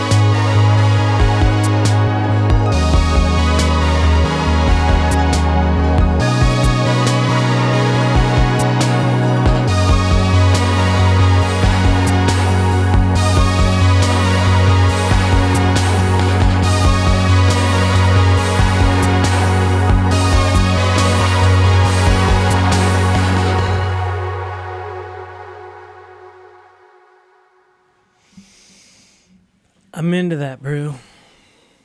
I'm into it. Yeah, like I said, restraint.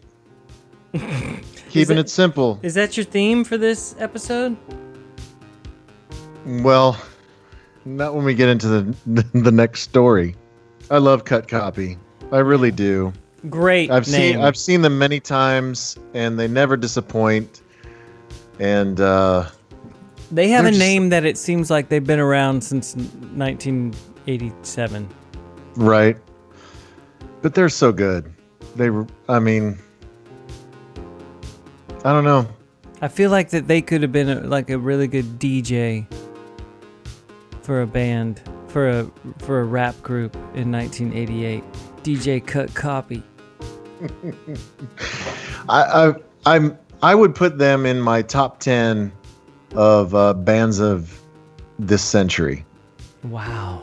Top 10. Yeah, I'm confident in that. You paused for a second like you were about to backtrack. No. I'm trying to think of who would even be on that list. Interpol would be a no-brainer. Maybe that's what you do for the next pod is you have your top 10 list for this. No, I don't want to do that. But for the sake of argument, Cut Copy is one of my favorite bands of this century. So, and I'm glad that they're still doing stuff, and I think that that's a beautiful song. I like that. Man, the Australians have been coming on strong, haven't they? I mean, all of their outback burned, and all of their koalas are dead. So yeah, but besides all that, all they have is music to turn to. The French and the Australians have really been taking control. You got to give them credit, except for the burn stuff. Did you ever tour Australia? No, but we've done very well in Australia. And so you've never been on the continent? We were on Warner Brothers when we first signed to Interscope, and the song went to number 2 in Australia, and then they sold Interscope to MCA Universal the next week, but Warner Brothers still owned all of our stuff in Australia, so they didn't want to send us there to make another company more money. Oh, beating. So they wouldn't let us go. But right now, this is funny, the last 3 months on Spotify, they'll list like they're your top 50 cities. The Spotify for artists, they'll give you all the stats, right? Right, yeah, you get your analytics. Yeah, so the last 3 months, or even 4 months, for some reason, out of the top 50 cities, our top 5, for a lot of it, have all been Australian. And if it's not all top 5, it's top 4 in Dublin or Hamburg every single time we pull it up. It's nice. Brisbane, Melbourne, pretty much all these cities in Australia, and we keep trying to figure out what's happening with us in Australia right now, and no one can tell us. Well, they like to surf in Australia, so maybe they'll buy some new Deep Blue merch. Yeah, because it's all very surf style. It's coming out next week. I can't wait for you to see it, Dave. It looks very... I know, I can't wait to see it. It looks so really 80s. If people want to see the merch and buy the merch... It'll be on a thing called Color Test that like people like Casey Musgraves and people like that. It's out of Nashville, and they do the merch store through Square and like all this other stuff. I don't know how they do it, but the store goes up next week, and it's very OP surf. Hobie? Yes. And we're going to do one of these things where proceeds... Like 80s, 90s surf culture? Exactly. And it's going to do one of the... it's our name of our band kind of... We've noticed on Instagram, hashtag Deep Blue something, are people taking pictures of oceans.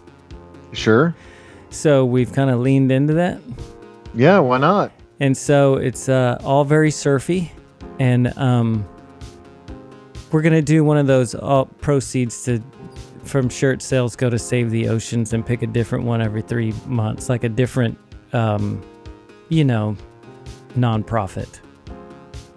After you get yours. Well, after we pay for the shirts.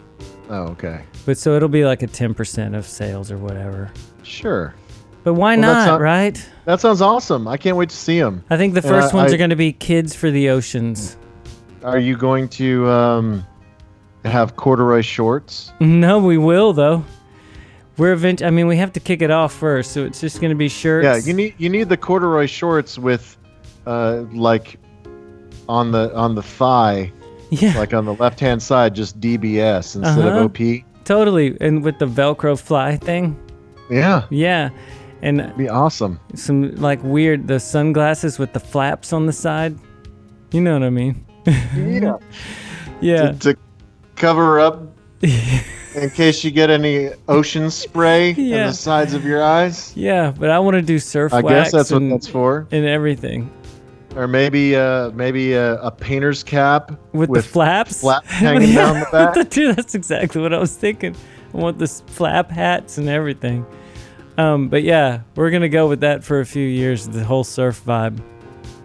But it's all like coral colors and reef colors, and it's getting away from the deep blue goth vibe to the surf vibe. Sure.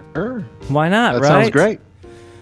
I mean, you got to figure out how to make money in these times. I'm still trying to figure it out.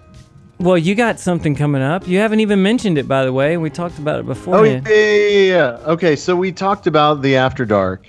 And we're about to talk about the Nutnicker story.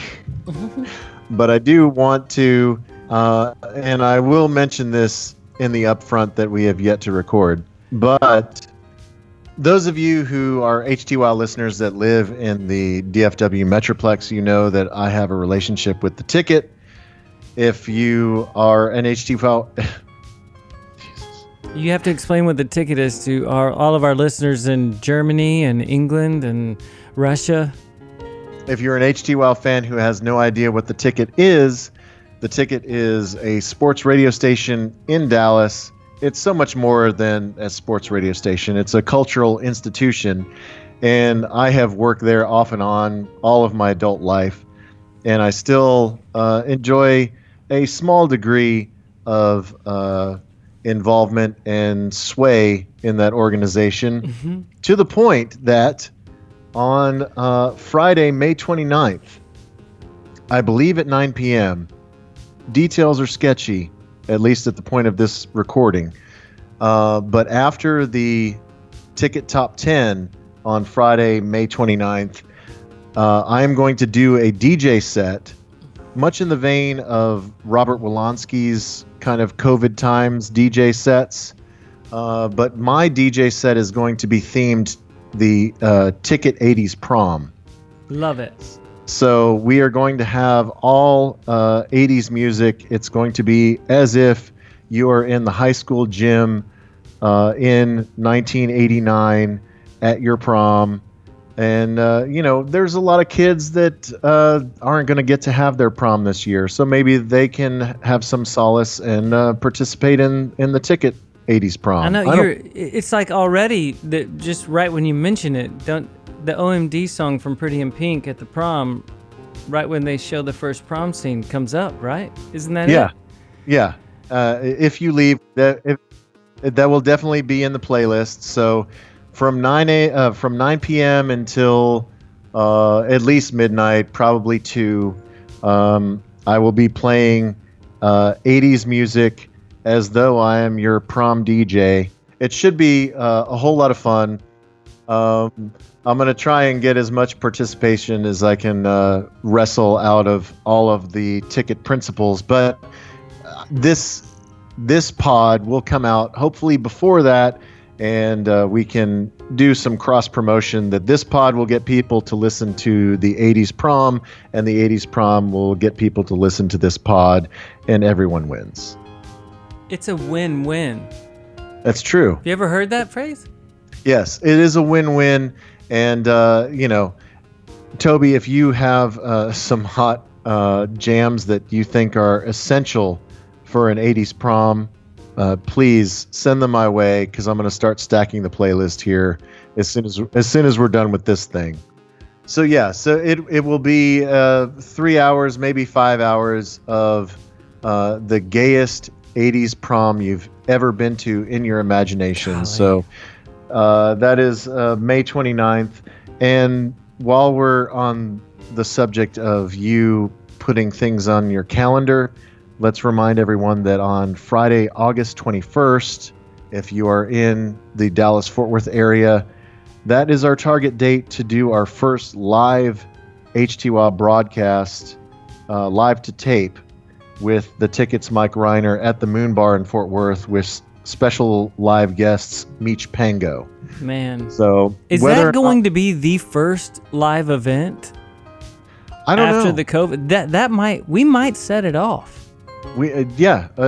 Or we might have to postpone it till 2021. Who knows? May 29th, Ticket 80s Prom, August 21st, and the August HTWOW podcast will be live in front of a studio audience, hopefully at the Moon Bar in Fort Worth with special guest Mike Reiner. Calendar. We're making appointments with you, the listener. All right, before we get to the last jam, we mentioned early on that there is, in indie circles, a legendary producer that, when did you first meet him? Who's this? Who are we talking about? Stuart Sykes. Oh, Stuart, you remember our very first studio, the small one? It used to be a building owned by a little tiny building in the Hickory Street Annex, which is a very cool area in Deep Ellum. And it was a little tiny building owned by Course of Empire, or rented out by them for years. I think they used to practice in there or something. I know Michael Jerome had something to do with it. But years later, we rented it out and started our first BPL studio that was just one tracking room and one control room, very small. And probably some of our best records were done in that little tiny place. Mm-hmm. And Stuart Sykes showed up one day and was just like, hey, some people told me I should come see you guys. And I was like, okay, cool. What's up? We're recording. What do you do? We're recording somebody. We're probably recording Hi-Fi Drowning or something. And he was like, this is cool. And we were like, yeah. And we were like, so what are you doing? He's like, well, I'm from Dallas, but I've been recording in Memphis for years at Ardent Studio. I think it's Ardent. A very legendary place. Like, look it up. You wouldn't believe the people that have recorded at this place. And we were like, man, if he's there, like, what's his deal? And so he left us this little paper. This is before people emailed you stuff or did anything like that. And you look on it, and then down, we're going through the bands, and the big one is, he did the White Stripes? Like, what? And that record had just come, it was brand new. It wasn't brand new. It was new enough that it was around those same years, but it was old enough to where it had already gotten huge. You know what I mean? Mm-hmm. And we were like, what is this dude doing? And so we're like, I think I called him eventually, or he showed back up another time, and we were like, yeah, dude, if you need a place to do stuff, come on by, do whatever. So we all just became friends, and then he recorded some stuff out of there, but then we moved to that bigger studio, and then he helped us get the big Trident board that we had at the other studios, and helped us install it, and he was just around forever. He's just a good dude. And then he opened his own studio with Congleton, and then moved to Austin. But he's a good dude. That's where he is now, in Austin. Yeah, he's in Austin recording people right now, but he is part of the fam, and he is a great guy. But so how did you run into him?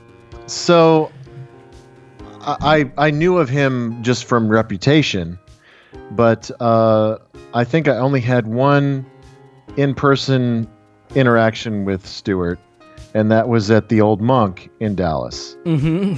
Mm-hmm. And I can't even remember who was there. Probably Taylor had to be there or something, and he sat down right? Yeah.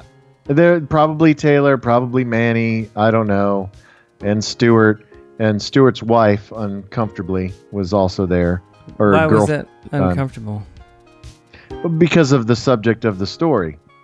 Oh, Diane. Yes.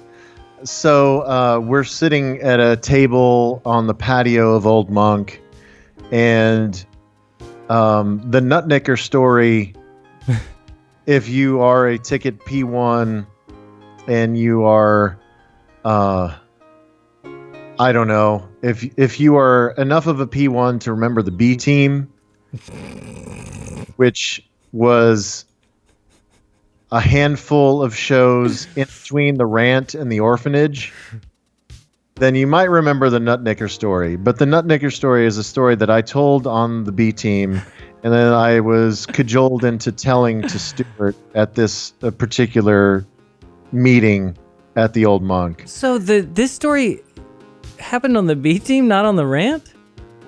I don't know. I think it was on the B Team. That's so amazing. I love it. Yeah. And so the Nutnicker story is a story that I brought to my friends because I thought it was amusing. It's back when I had a corporate job. And when you have a corporate job, part of, and you know, this is a distant memory here in these COVID times, but part of I guess one of the best parts of your day when you have a corporate job, when you sit in a cubicle, when you're in a giant office building with a bunch of other people, one of the best parts of your day is when you get to go to the restroom and just have some quiet time. See, that I don't get that. That would seem like a nightmare to me that you would your quiet time is your public restroom. Right, but see, you have never had this type of job, so you don't understand how desperate you are to get away from your cubicle and to get away from people. And so this happens with everyone in it. Like, this is a moment that you're like, oh, well, Bill's going to Bill will be back in about 20. Right, and if it's important enough to you, you know where the prime restroom is, whether it's on your floor or a different floor. If there is a private, like, handicapped room that is like one in, one out, lock the door, that you know if you have to do some serious business, you know where to go in your building, right? This was an episode on How I Met Your Mother. Did you ever watch that show? I have watched that show. I've not seen that episode. Well, the one that was the lawyer, you know, that worked in the office, the tall one. I forget his name right now. He was always so afraid to go at the office that he would actually go home until he found out the floor above was being remodeled and no one was ever up there. So he found his private bathroom. Yes. It's very true. I did at one point try to use a women's restroom, and after I did so, a Post-it note was put on the outside of the door that said, "Men, please don't use this restroom." Oh my God. Like right after or like a week later? Like the next day. Oh, that was for you. Yeah, that was for me. But so the Nutnicker did not occur in the women's restroom, but it was in the men's handicapped restroom. It was a private room that had a door that locked, that you know was that opened up to a hallway around the corner from the elevators. It's now like the family restroom. No, it was a you know, it was like a 10 by 10 room. It was posh. Yeah, it was you can beautiful. cartwheel in those things. It's amazing. Yeah, you could totally. Not that that's what they're used for. You could totally do a breakdance routine on the tile floor if you wanted to. Easily. And so on this particular day, I was on my normal schedule, and I sat down. You have a normal schedule to this day? Not to this day, but at that time I was on a routine. Okay.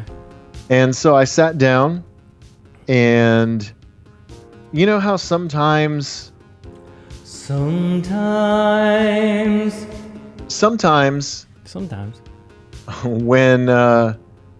the timing is right and everything aligns, It's like a slip and slide. Like as soon as you commit, as soon as you place your buttocks on the toilet, this was one of those times, one of those magical times where you don't even have to think about it. You don't even have to work at it. It just happens. And this is a magical time. It was a magical time, but it was so magical that, and keep in mind, I'm telling this story to you here on the pod, but I'm also telling this story at the Old Monk on the patio to Stuart Stykes and his wife. But I sit down and I have this magical experience, but it's so magical that it comes out completely unbroken, if you know what I'm saying. Those are magical times. That there's no pinching whatsoever, that it is just one solid python that comes out. And you have such a different life than me. And this particular occasion, have you ever seen when a whale or a shark, when they're about to die and they beach themselves? You know, they swim all the way up to the shore and then they just go full speed and they just beach themselves because they know they're going to die and they're cresting out of the water. I think that's how I'm going to go. So that is what happened, because it was such a continuous, beautiful, gorgeous python. It went all the way down as far as it could go, but then it also broke off and beached itself, cresting up out of the water. Sure. So as you would turn around and look inside the bowl, you would see the surface of the water, and then you would see this majestic killer whale beaching itself halfway up the porcelain. Okay, so you went whale, not snake. Both. You know, I'm mixing metaphors. Well, so what happened was, as it beached itself, and it broke off, then it fell forward, and the tapered end, gravity, was brought down by gravity, and it nicked the back of my nutsack. And so I felt something was awry. Has this ever happened before? Never before, never since. So I look down and I see this majestic creature cresting out of the water. Loch Ness. And then I reach down and I spin around the sack. What do you mean you spin around the sack? Well, you know, you grab it and then you turn it. Because you want to look at it. I want to look at the backside. See what happened there. And lo and behold, there's a skid mark on the back of my sack.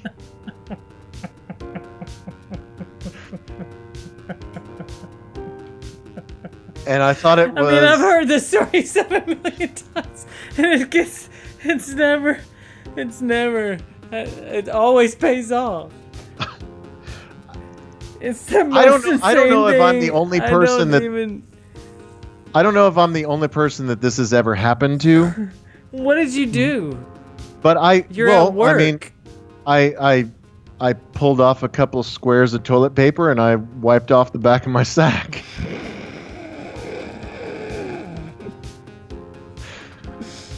But I mean, it's just... I feel like this is a 1 in a billion event that I witnessed, that my body allowed me to participate in and enjoy. Do you remember the show That's Incredible? Yes. Do you feel like this would have made the cut? if there was a way that they could have made it PG enough for 1984, then yes. If John Davidson could have come on there and talked about a piece of fecal matter nicking a set of testicles in a very family-friendly way, then yes, it is incredible. Was it gentle? Yes, it was very gentle. But it was something that I felt immediately was special, and so I had to tell all my friends, obviously, and everyone else that that didn't even want to hear it. Right, and so it became a story that was retold many different times, and I think the last time I told it before now was at the Old Monk to Stuart Sykes and his wife. And I am. And they both had the most horrified looks on their faces. And at that point, I retired the story. Until now. The next time I see him, I'm going to mention it. Because I guarantee you it is... There's no way he remembers. No one forgets this story. No one forgets stories like these. You don't forget stories like these. These are burned in your brain for the rest of your life. I can't wait. Do you want to make a bet on if he remembers it? If Stuart remembers the Nutnicker story, you'll go shirt off at the Mike Reiner show. Sure. Yes. Shirt off.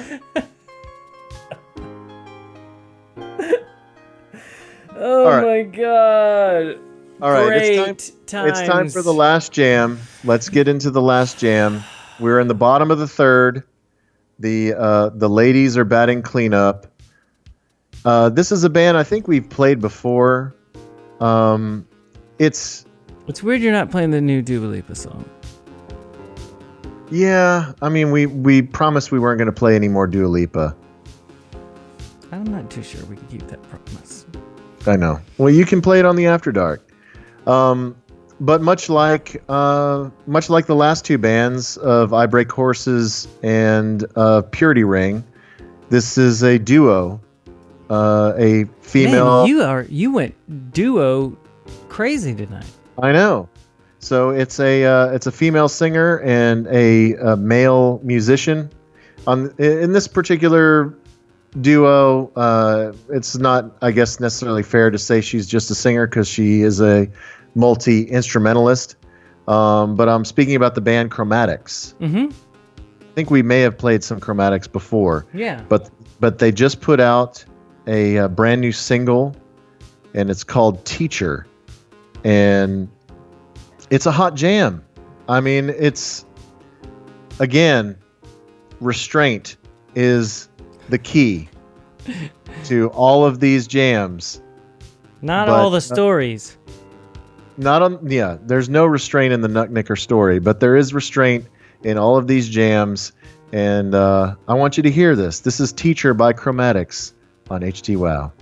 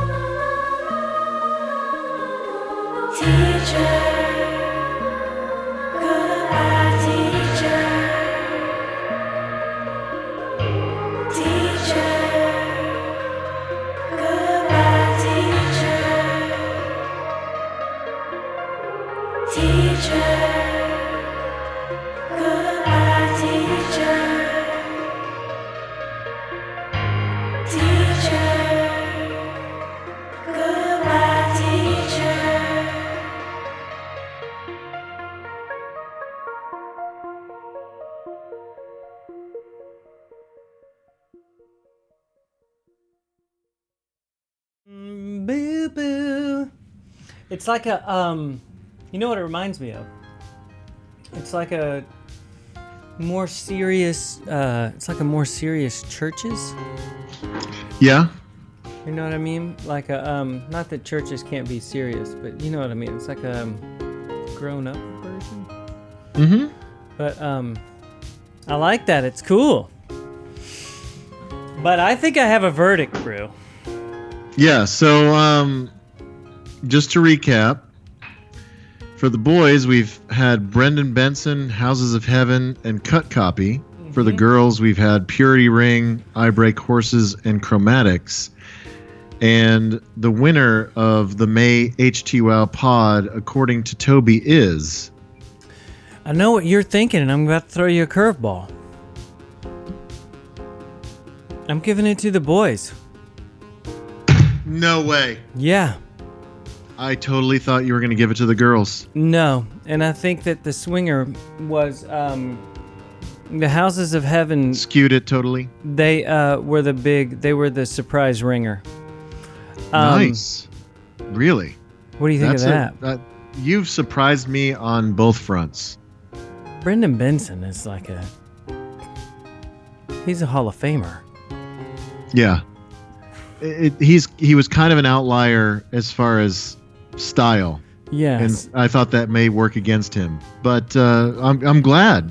I like I said, I picked all of these because I thought they were all hot jams, but I totally thought that you were going to follow your hormones. I know. And pick the girls, but you didn't. I usually will pick the girl on this thing, but I'm telling you, Cut Copy, you picked a big lineup there. Yeah. And I think that the part that you probably thought was the weakest part was the one that pulled it through. Nice. On the boys' side. So boys win this time. Finally, boys win. Boys win. That's awesome. Well, I hope that everybody has at least found one new thing that they want to explore further. I want you, Toby, to explore further Houses of Heaven and I Break Horses. But all of you... I'm kind of liking everything you played was great. Don't get me wrong. I'm not against any of it. I thought it was all awesome. But you surprised me with the middle band there. Yeah, so April was all about new discovery. May, we're continuing about new discovery. Now June, we're going to I'm going back. have a Craftwork book report, and who knows what I will have then. But hopefully we are helping you survive COVID and lockdown times. That's what we're trying to do here. I mean, I know we're only doing it once a month, but that's all we can muster. I know. It's just... It takes too much out of us. I gotta tell you, I'm glad we decided on Craftwork now. It's gonna take a lot of cutting. I know. They've had a lot of stuff. How are you ever going to cull 40 years down to 3 songs? I don't know, but we're going to maybe play the whole 18-minute version of Autobahn. No, but we are. Didn't we play a really long one on After Dark one time? I think you did play. You played an edit of Autobahn. It was like Tour a de 7-minute France thing or something. It was like a 7-minute edit of Autobahn. Yeah. What we're gonna do is we're gonna do book report during the regular pod next time, and then all of the who they influenced after. Okay. What do you think about that? And even if everyone is on with us, they have to pick a band that Craftwork influenced, whether they know for sure or they think they did. I don't know. I think this House Party After Dark may be the last group, the swan song of the House Party After Dark, because you can't keep trying to capture that magic. I think we'll know after this one if it's sustainable for one more or not. Okay, I understand. Even though the Cowboy Stadium one was Cowboy Stadium one was really good too. And that was a group effort. Yeah, we'll see. Dancing with myself. Dancing with myself. When there's nothing to lose and there's nothing to prove, and I'm dancing with myself.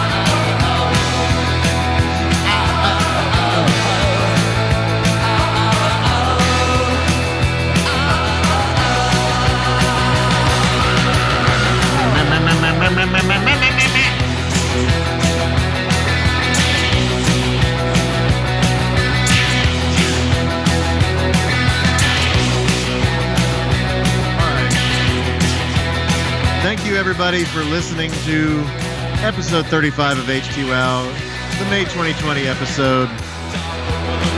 Thank you for indulging me with the Nutnicker story. I had no intentions of telling that story ever again, but when Stuart Sykes' name came up, I couldn't help myself. And now that story will live forever on the internet.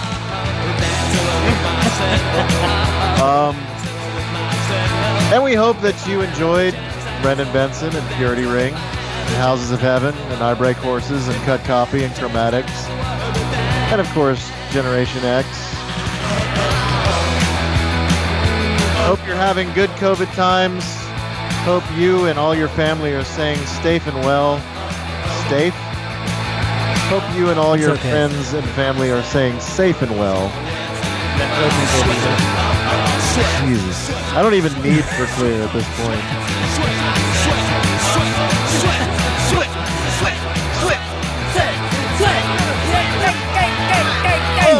Yeah! Please tell a friend about HTWOW. Please listen to all of the old HTWOWs if you haven't yet. Please become a patron. Please be your best friends on the internet. For Toby, I'm Dave. We're HTWOW and we love you.